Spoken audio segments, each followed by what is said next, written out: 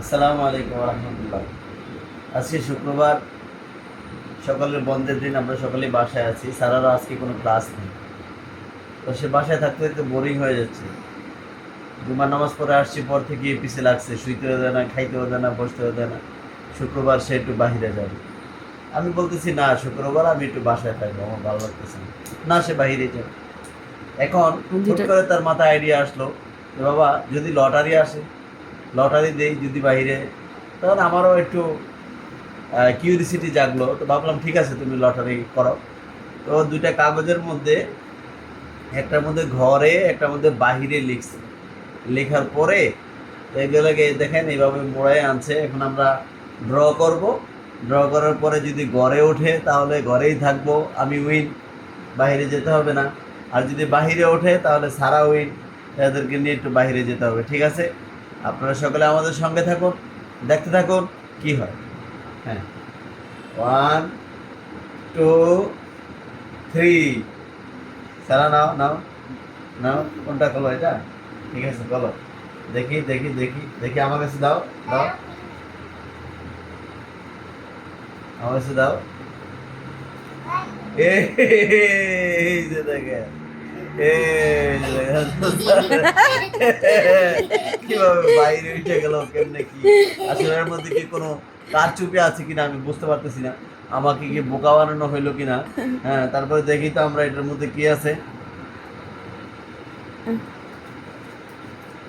না, এটার মধ্যে দেখেন অবশ্য ঘরই আছে, আমাকে বোকা বানানো হয় নাই। তবে তার লাক ভালো, বাহিরেই উঠছে। তো ঠিক আছে, আমরা আজকে ঠিক আছে সারা, রেডি হও, আমরা বাইরে ঘুরতে যাবো। হ্যাঁ, আসসালামু আলাইকুম রহমতুল্লাহ। সারা, এ টাকা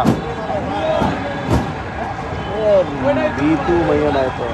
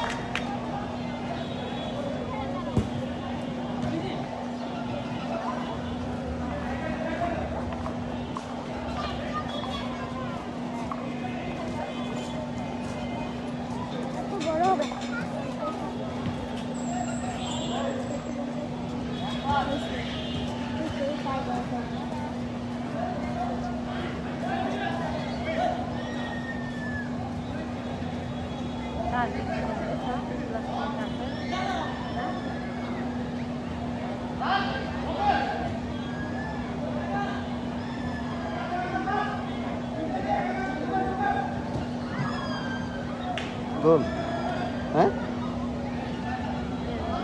হ্যাঁ।